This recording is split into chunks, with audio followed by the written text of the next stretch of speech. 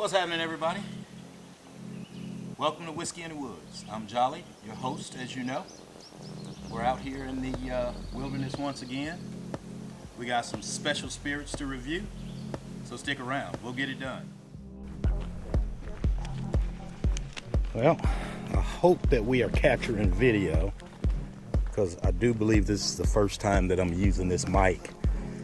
It's an older GoPro, but it works. It's the Hero 4. Aha. I see a sign that says trail here.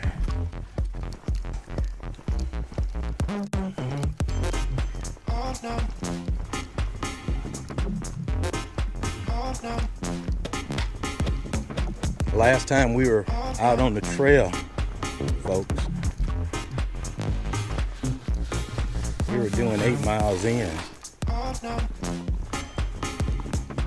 and I had company.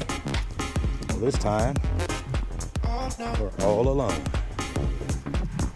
and looks like there's been some controlled burn through here, and we're only doing about 2 miles or so. Pretty nice spot that we're headed to. My friends and I affectionately refer to it as the pizza place.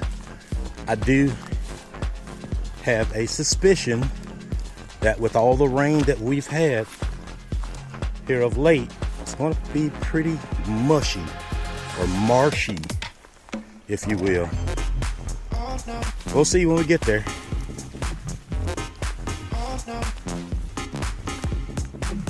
So, let's talk about gear. You know, if you're interested in hiking or backpacking, camping,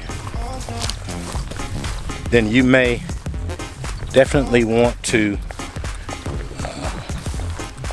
think about the gear that you want to use. For starters, you definitely want to have water, so you're going to need a good water bottle. All right, as large as you think you can carry. And that'll do a couple of things. One, it'll keep you hydrated on the trail, and two, it'll add a little weight for some exercise. Another thing that you probably would want to bring with you is a first aid kit. You know, nothing serious, just something to take care of the boo-boos you may encounter on the trail. You also need to think about your foot gear. All right? You definitely want a good pair of boots or shoes. I myself prefer boots because many of the trails that I hike have quite a few roots and stones sticking up out of the ground, and I don't want to stub my toe. I don't want to trip and lose my balance and fall. So boots typically have quite a bit more cushion between your foot and whatever it is that contacts it. Not only that, I'll typically wear a 3/4 ankle height, and that'll help me with balance, giving me ankle support. What's happening, everybody? Welcome back to Whiskey in Woods. I am your host, Jolly.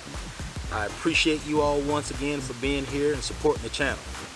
Today, we got a special on Irish whiskey, Jameson to be exact. All right, it's the first time for me on Irish whiskey, and I'm pretty excited. So let's see what kind of information we got about it.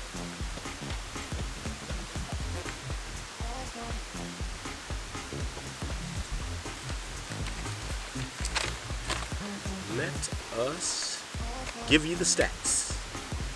40% alcohol by volume. That means it's 80 proof. color is said to be a pale gold, and a 750 milliliter bottle of this stuff will cost you about 24 bucks.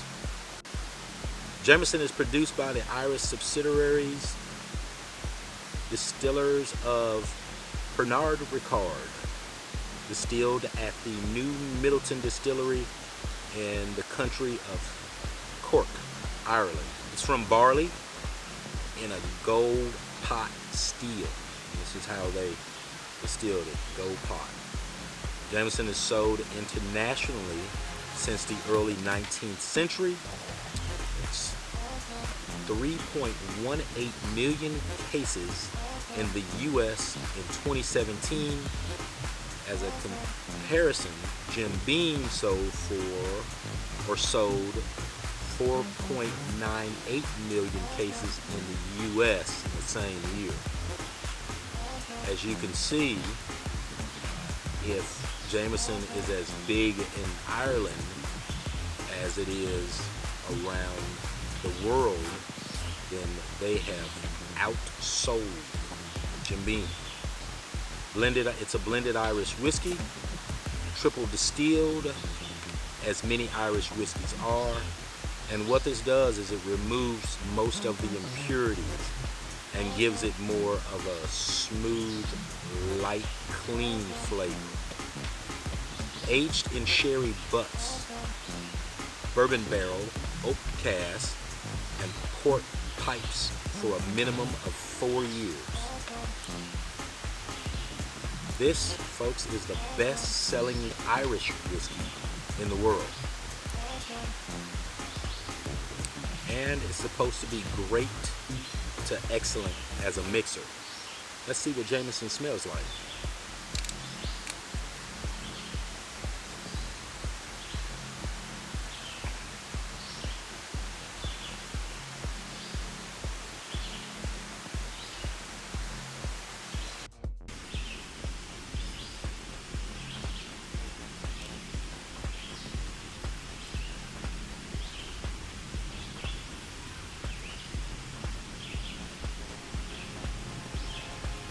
I'd say that's a deep gold.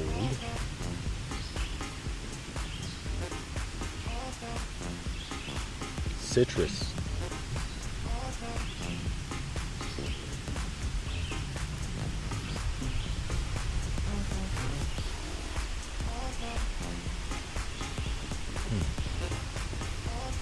A lot of citrus.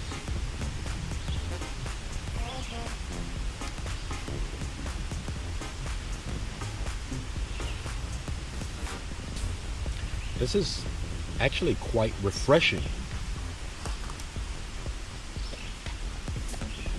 It's like crystal clean water.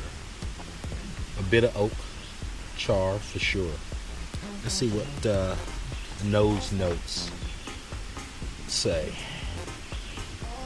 Grain alcohol, light floral fragrance, peppered with spicy wood and sweet honey notes, pear and overripe orchard fruit. Also a bit of citrus. Okay, there you go.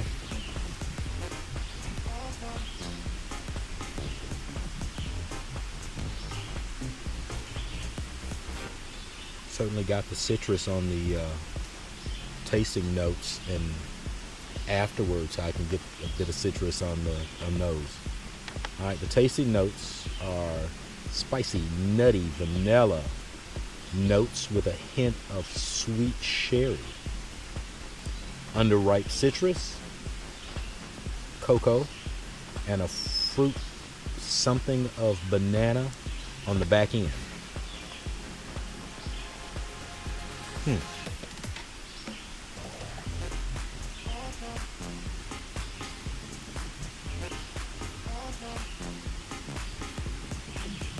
A little bit of cocoa or chocolate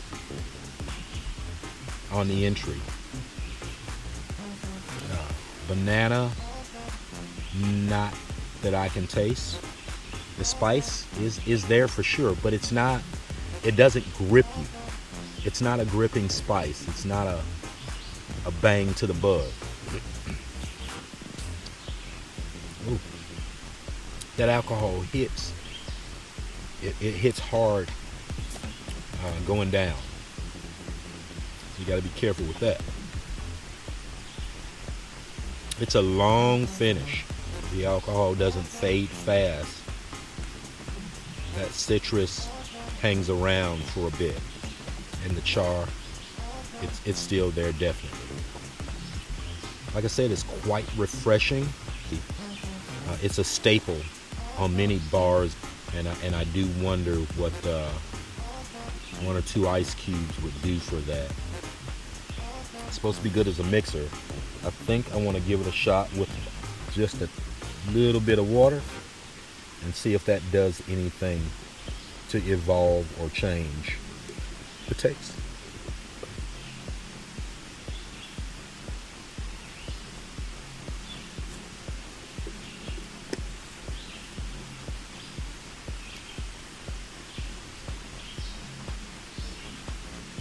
Again, as before, not very many oils.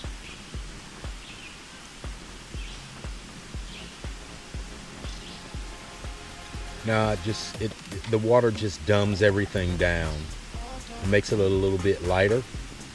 But of course, if you like to cut your whiskey, which I do most of the time, it doesn't take anything away from it except for lightening the alcohol.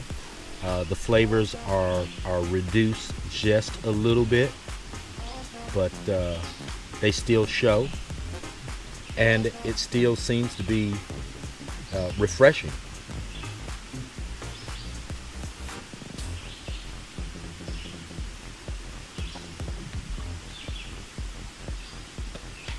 It's a good whiskey. I think I'll be moving to keep Jameson my bar as a staple in the future. Well, that's got to be a wrap for this edition of Whiskey and Woods. Once again, thank you all for joining me and hanging out, learning a little bit about Jameson Irish whiskey, and I hope to see you again. But don't forget, don't worry about the best whiskeys. Drink what you like, however you like it. Cheers. Hey, I got a question for you while we hike out of here. Do you like Irish whiskey? Or is there something more or other that you prefer? Let me know down in the comments. I'd be interested in hearing from you. Thanks.